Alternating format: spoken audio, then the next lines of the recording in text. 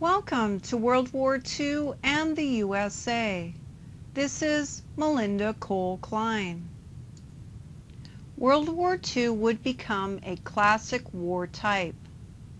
This armed conflict was based on competing ambitions, rivalries, and ideologies by world powers of the 1920s and 1930s. It is safe to say no nation outside of Germany considered war as a solution. By the Second World War, France economically was still floundering as post-war farmlands lay in ruins. Germany, industrially speaking, after the war, remained strong and recovered sooner. This war would have a resounding effect in the United States and Europe. Combined, both wars would, for the West, be the wars to end all wars. This war would be the vehicle from which America would become a dominant player in world affairs in the decades that have followed. Their agenda would be threefold. Number one, to aim to contain the spread of communism as it stood in economic opposition to international trade. Number two, construct and possess a well-heeled arms capacity for reasons of national security. And number three, to spend billions of dollars in foreign loans, as this financial facet benefited banking and finance. It is important to keep in mind that World War II affected Americans at home as it ended the Great Depression by creating full employment, which led to raising the national average of family incomes by 25%. This would allow Americans to purchase more commercial goods, thus regenerated the need for manufacturing jobs.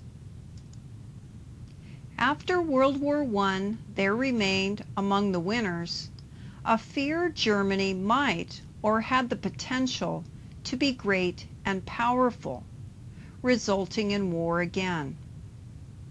One of the terms of peace mandated that Germany could no longer have a standing army, but retained a token naval force. However, the peace treaty mandated military weapons were prohibited, along with their manufacture, and activities, parades, and youth academies glorifying accomplishments became illegal. For a culture with a long history that has glorified war, this went too far. After 1918, Germans could no longer pursue a military life to seek recognition and valor in service to one's country.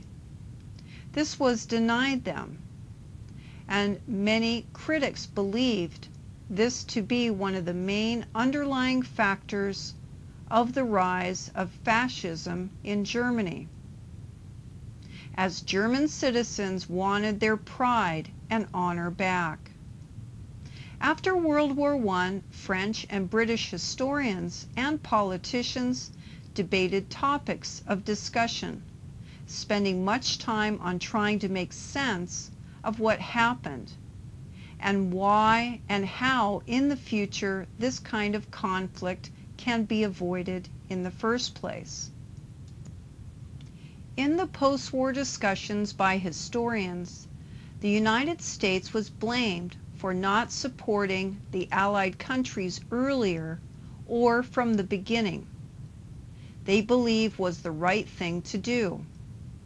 Political talks included what steps could be taken to ensure full support by the United States if war resurfaced with Germany in the future.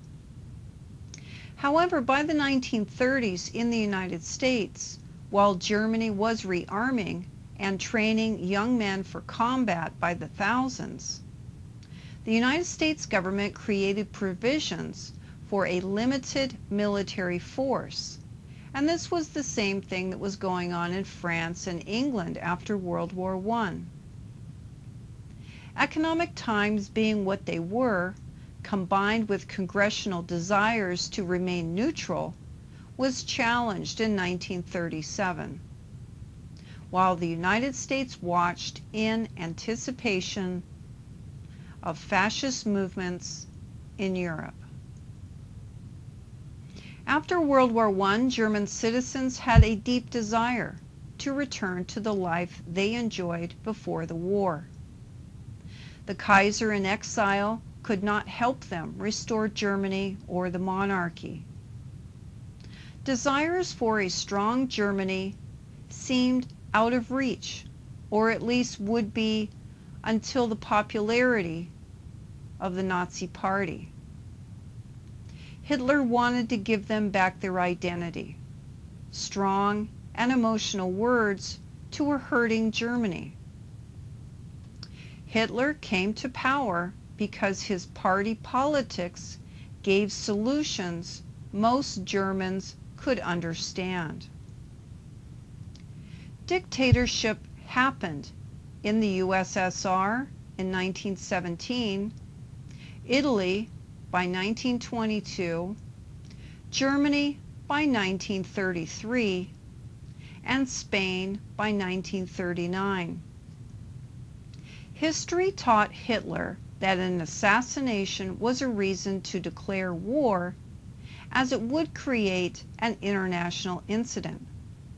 Hitler considered sending one of his top political advisors to Czechoslovakia to be murdered in efforts to blame them an attack. With this pretext and the consent of the people, he took steps to build a strong Germany. Rearming for war took Germany out of the economic depression.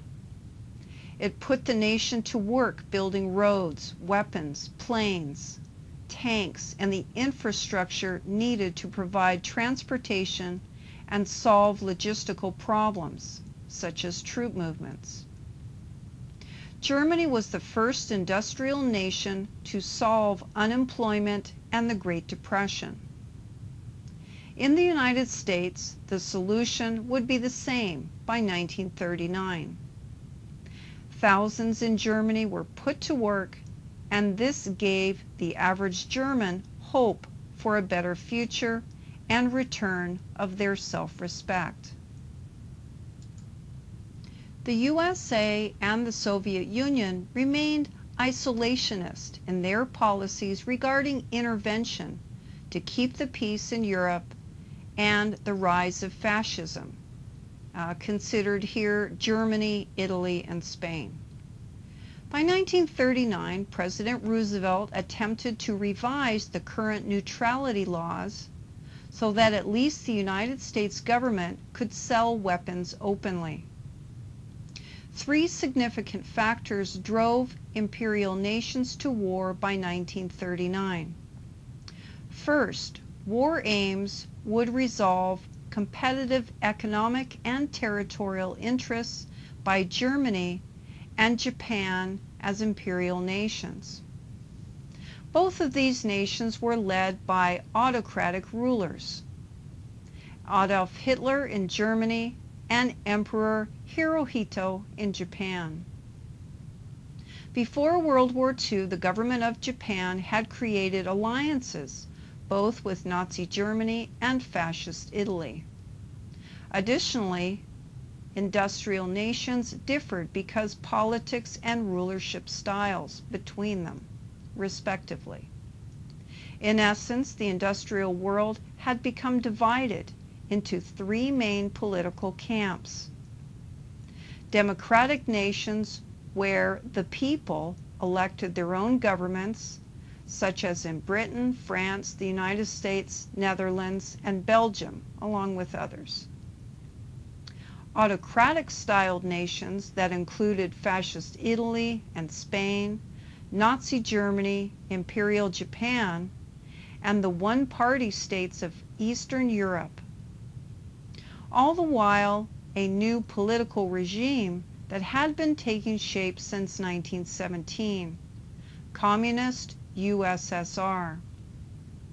In their defense, which is a solid line of argument, German politicians advocated a strong Germany was needed to aid their national defense against communist aggression. Other features include that of an arms race. The Western nations of France and Britain practiced disarmament and proudly advocated the spread of this trend.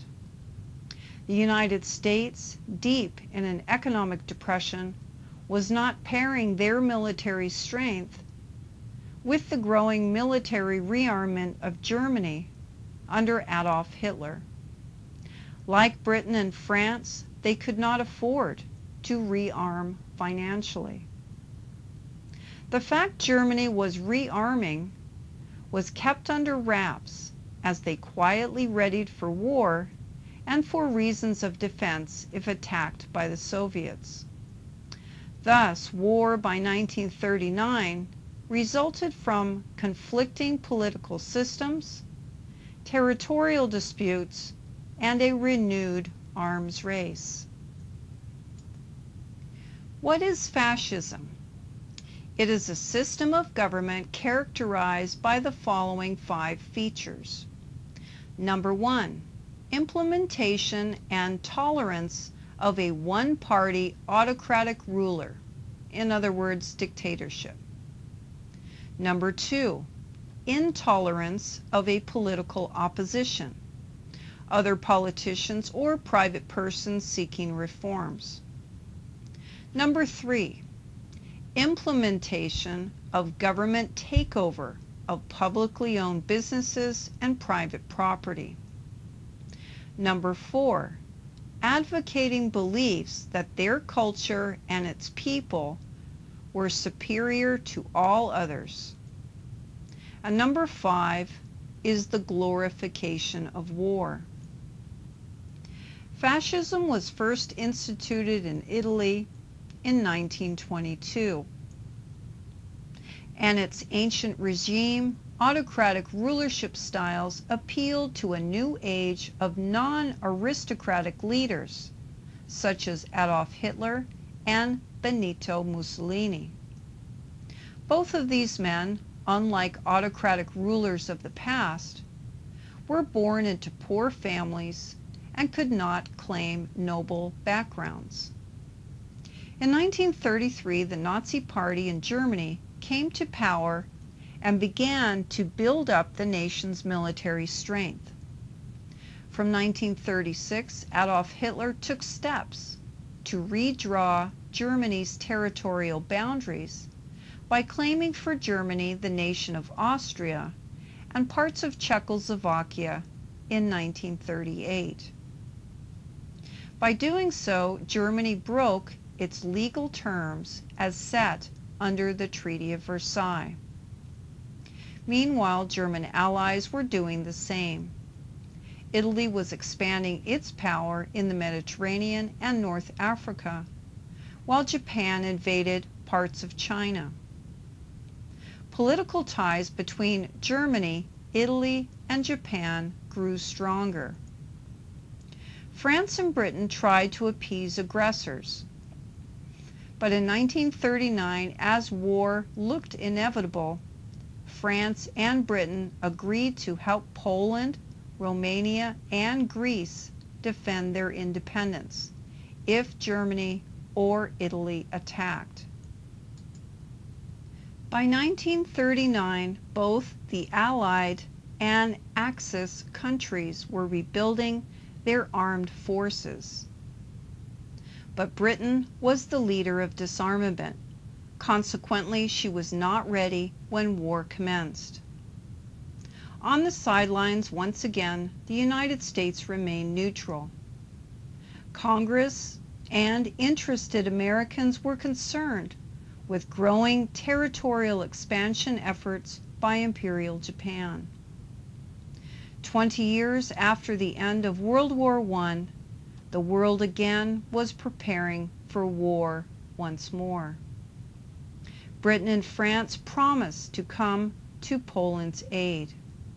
Both decided on September 3rd to declare war on Germany. World War II had begun. There are a few reasons why the Nazi Party in Germany gained widespread political favor. Their dissatisfaction with Germany since the end of World War I heightened with the economic strains placed on the people as a result of the Great Depression.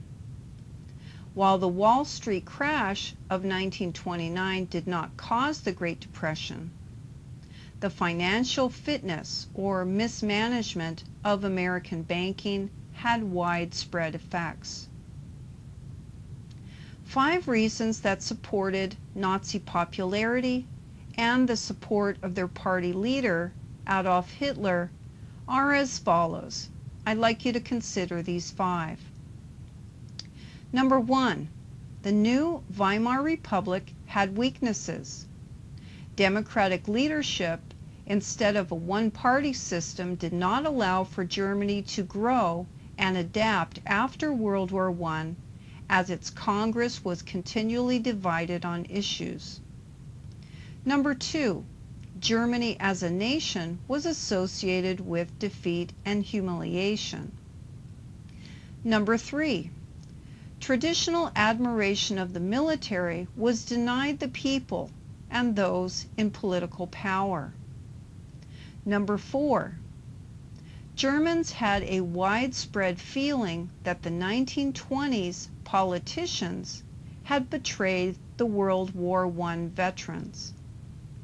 And number 5, politicians began to resort to violent methods to achieve their aims to secure personal power. A line of argument the Nazi Party used to convince Germans was that they would do better. After all, they appealed to German emotions and gave the people what they wanted to hear. So I have 5 features that I'd like you to think about. Number 1, Nazis promised prosperity and employment and gave the people someone to blame for their problems. The first of all, this would be the politicians. Secondly, the communists, and this is not in any particular order, by the way. In a third respect would be the Jews. All right, number 2, their political philosophies appealed to nationalism, as the party promised to rebuild a strong Germany. Number 3, Hitler was a superb politician that offered strong leadership, and he was an excellent public speaker. Number 4, the party used propaganda extensively to achieve voter support and when necessary used violent means. And number 5, the Nazi Party was a striking alternative to the Weimar government. Strength versus weakness, decisiveness versus caution, and order versus chaos. And they got results, thus the party remains strongly supported. Prior to the German federal election held in 1932, the Nazi Party had been gaining popularity. From 1928, 3 years before it was dissolved, there were close to 100 members of the Nazi Party in the Reichstag, Germany's parliament. Like in the United States, elected presidents had executive privilege to mandate changes without parliamentary consent, such as in Germany. By gaining the signatory approval of Germany's president, Hindenburg, along with other reforms, Adolf Hitler would gain full legislative powers. This allowed Adolf Hitler, the elected chancellor, the ability to create laws without parliamentary approval. Thus, by 1933, Germany had a single leader with promises and a vision to rebuild a strong Germany. This aggressive power shift was similarly achieved by Benito Mussolini. In 1922, Mussolini was elected as Prime Minister to the reigning monarch, Victor Emmanuel III. In short order, he persuaded the king to give him full political control. By 1925, Il Duce Mussolini remained the head of Italy's government until 1943. In 1917, communists took power in Russia and formed the Soviet Union. They came to control all aspects of life. Few countries trusted the Soviet Union or its leader, Joseph Stalin, and they refused to support Soviet beliefs. Under Stalin, the USSR industrialized and became a modern military power, causing great concern for democratic and fascist countries. Stalin's aims were not to benefit the people. The democratic countries argued for this.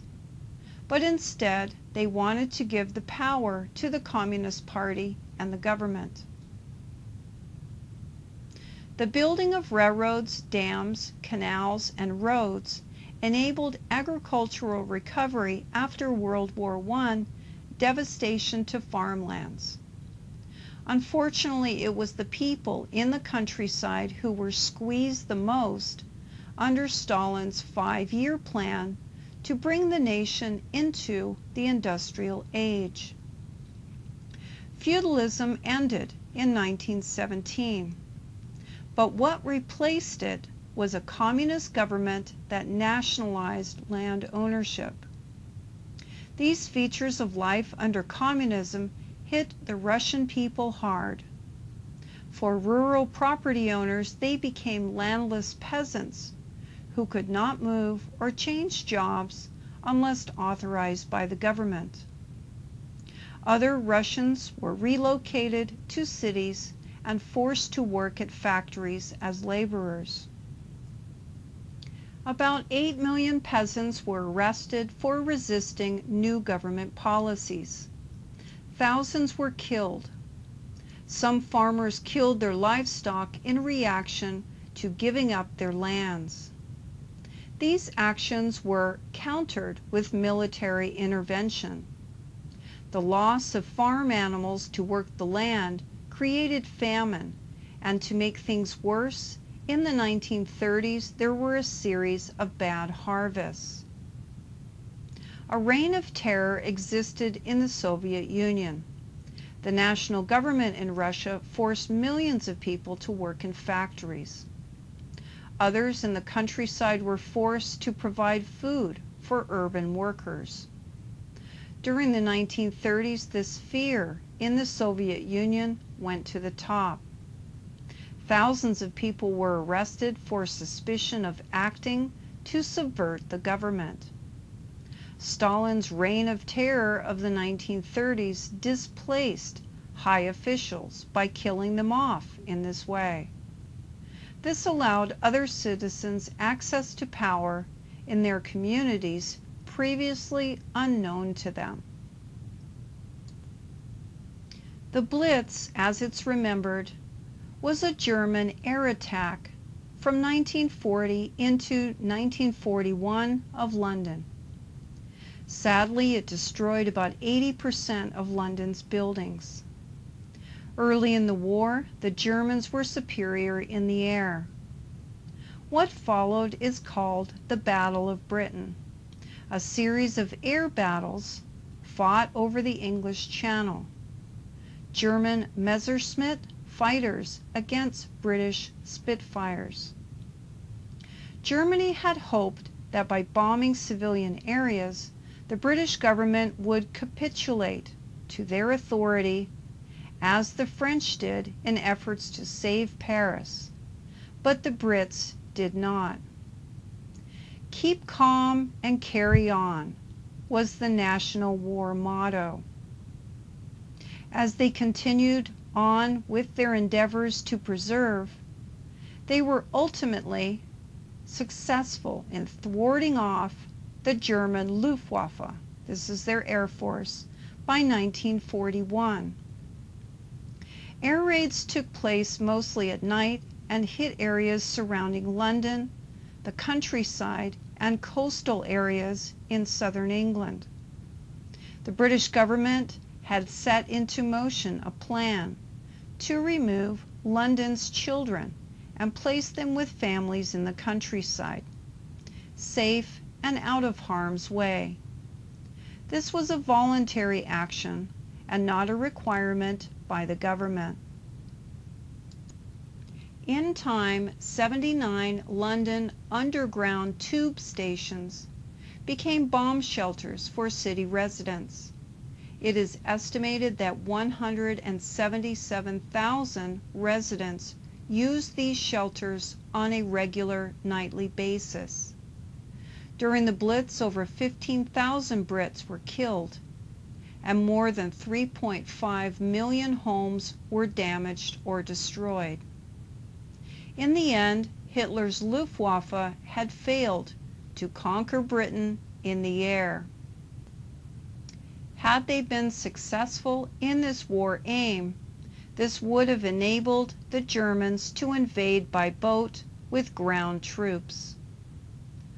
Although the raids caused suffering, hardship, and took an enormous economic toll, this event cemented British spirits to rid the world of the Nazi menace. After the war, London would rebuild. This effort continued through the 1960s. Many of London's medieval buildings and parishes were not rebuilt, but made way for new London neighborhoods. Until 1941, the war was fought in Europe and North Africa. But when Germany invaded Russia and Japan attacked the United States, this brought the war into a global scale. After the shock of the Japanese bombing of Pearl Harbor, the United States transformed its economy to enter the war as a giant war machine. The country mass-produced every kind of weapon to fight and win an air and land war. Unemployment disappeared. Women worked in factories.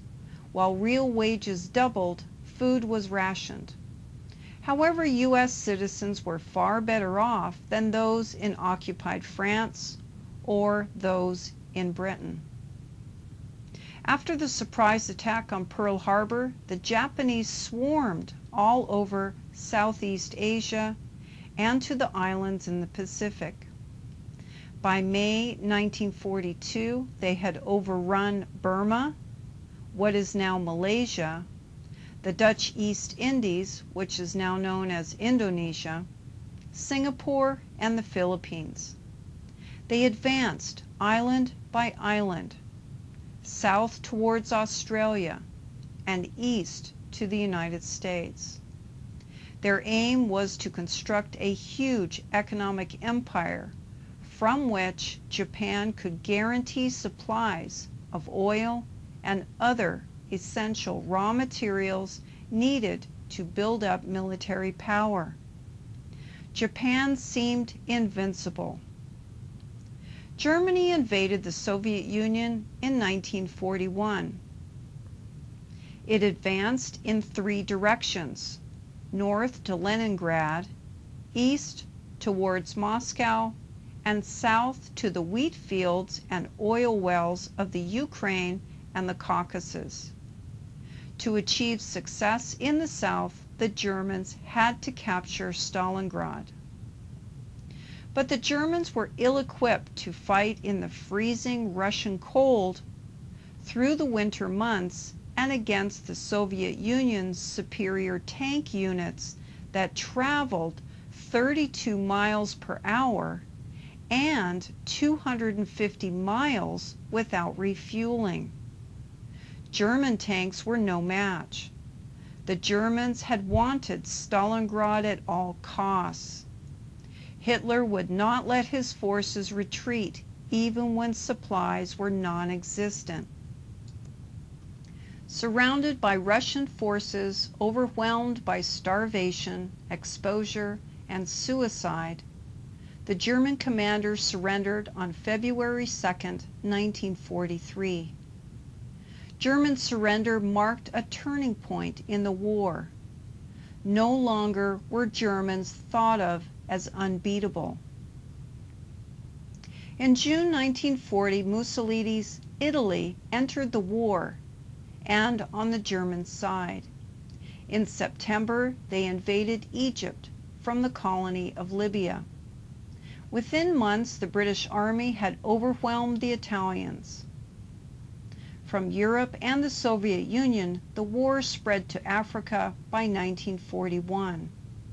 The Germans came to support Italy by sending troops.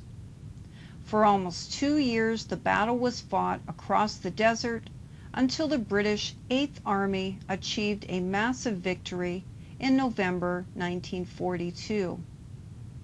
Germans believed North Africa would easily fall to their control. On November 1942, American troops invaded the French North African colonies of Morocco and Algeria. At the same time, British forces routed out General Rommel's army in Egypt, ending Nazi hopes of taking the Suez Canal, a critical shipping route to purchase steel products from Japan. Although Hitler rushed reinforcements to Africa, the Allies prevailed, taking enemy-held territory for the first time in the war.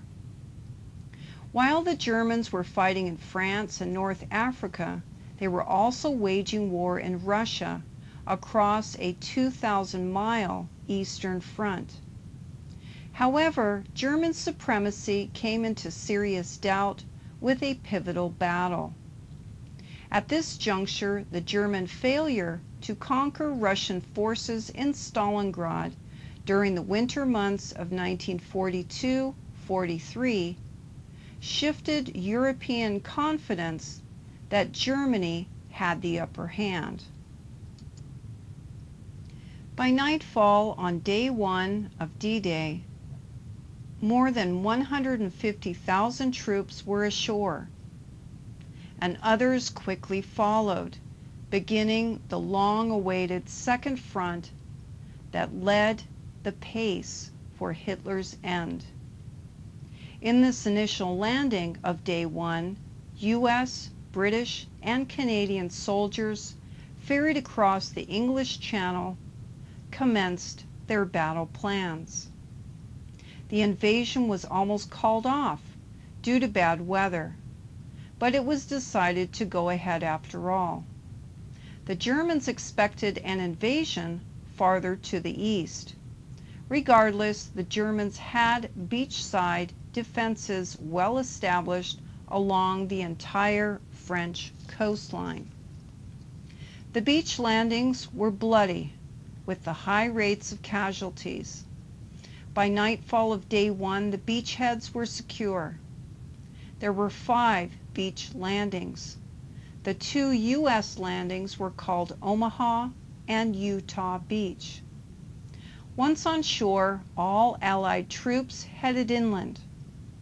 They encountered sniper attacks, tanks, and fortifications hidden behind camouflage and bush. Progress was slow. By the end of July, the Allies had nearly 1 million men in France. They moved south to liberate Paris, which was complete by August 19, 1944. It had been occupied by German forces for 4 years. On April 28, 1945, a citizen organization of the Italian resistance brought down Mussolini. Mussolini, his mistress, ministers, and entourage that were attempting to flee the country through Switzerland were all shot in a small village. All the bodies dumped at the town piazza and hung upside down using meat hooks as a warning to other fascists of what would happen to them. Locals apparently stoned the dead. Mussolini's body later displayed in Milan. The fall of Nazi Germany was soon after. On May 2, 1945, 2 days after Hitler committed suicide, Soviet soldiers captured Nazi headquarters in Berlin and raised their flag in victory. It took the Russians 2.5 years of fighting from Stalingrad to Berlin, in which the German capital will ultimately be taken. In April 1945, the president died of a massive stroke and was replaced by the vice president, Harry S. Truman. In July 1945, Truman left the United States for his first face-to-face meeting with Stalin and Churchill near Berlin to hammer out the terms of peace for a defeated Germany. It would be earlier in this year, in February, that the Big Three, Prime Minister Churchill, President Roosevelt, and Joseph Stalin, met for the purpose of establishing a dialogue and topics regarding post-war rebuilding of war-torn European territories. With Truman as president by April, this summer meeting, the Potsdam Conference, gathered to finalize administration of post-war territorial possessions and reparations for Germany to accept as a part of the peace-making process, while Truman attempted to stymie Stalin's attempt to claim East Germany. The conference ended with Russia in occupation of German lands without any willingness to withdraw. This began the coldness in foreign affairs between Russia and the United States as they exited World War II as the two world superpowers. One of Truman's first decisions regarding the war was whether or not to use atomic weapons. Truman decided he was left without an alternative in stopping Japan's power. In this next 6 months, Truman authorized conventional bombs to be dropped on half of Japan's 66 major cities. After taking office, Truman was told about the atomic bomb by the Secretary of War. Under advice and counsel, Truman went ahead with using America's new ability to drop atomic bombs against the Japanese. Truman believed this would save more American and Japanese lives by ending the war quickly than allowing the war to continue for perhaps years to come. On the morning of August 6, 1945, an American plane dropped an atomic bomb over Hiroshima, which immediately killed about 100,000 people, mostly civilians. 3 days later, a second atomic bomb was dropped on Nagasaki with much of the same effect. On August 14th, the Japanese asked for peace. It was not until the 2 bombs were dropped that Japanese leaders were willing to surrender. World War II formally ended on September 2nd, 1945, when the Japanese signed the document of surrender.